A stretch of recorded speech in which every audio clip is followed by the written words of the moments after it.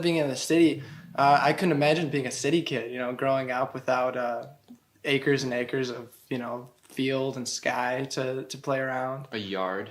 Yeah, yard, very important. So yeah, I think the upbringing is it's one of those small towns. I feel a lot of people who are born and raised there. Our own home and our own garage, and not a single complaint ever. Man and music, and I knew that was what I was going to gravitate toward, and I suppose gravitate's a good word too, because the day I went into the back closet room and I found a guitar case, and I was like, what is this? I didn't know we had one of these. And then I was like, okay, well, who plays it?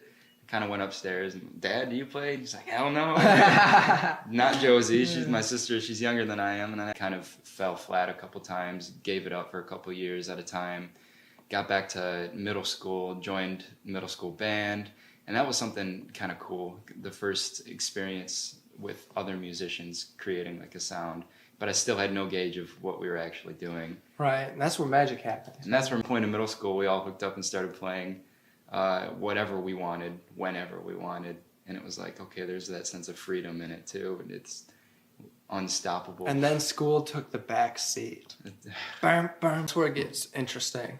Learned about weed, heroin. Yeah, we learned, cocaine. We grew up quick. It wasn't a pretty scene. Yeah, it wasn't pretty. I've only seen the pretty things. Like a growing family, and these people who are involved in your work, which is something kind of very personal. And, things get ugly when you start. I mean, it's not really art at that point, even when you're creating your own personal art. It could be John Denver. That's a good point, but that's an exception, maybe. And it was, right, it was like, just the mess. This isn't a garage anymore. Are we going to be loud enough? That's not our worry. But we had all sorts of things, I had all sorts of things that were going through my head that were never there before. And then the biggest thing is closest ever to our hometown shows. Dow Event Center. About 30 minutes away from where we grew up. So that felt really nice, and we had a lot of family there, and we had a lot of support there, and that helped being where we were at as a band at the time, because we were an opening band for Bob Seger, and we knew that the majority of the crowd had no idea who we were. You're fine. Yeah, no, take all the time you need.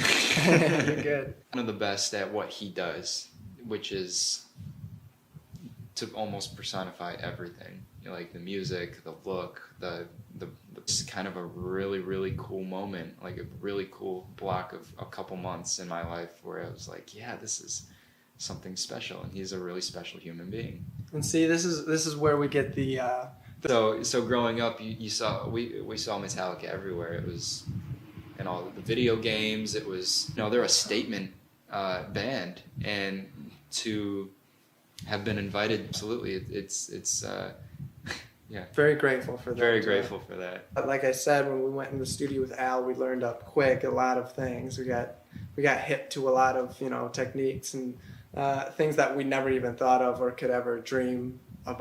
And it was the first song. It's the most kind of basic, like slap you in the face, like Greta Van Fleet rock and roll.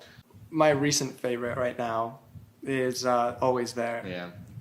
And because its journey was kind of the opposite of most of our songs, and it just unfolded itself. It like revealed itself to us very, very quickly, because we were just in the studio environment. It was like the one of the low bass stuff and some Mellotron on it, and it was done.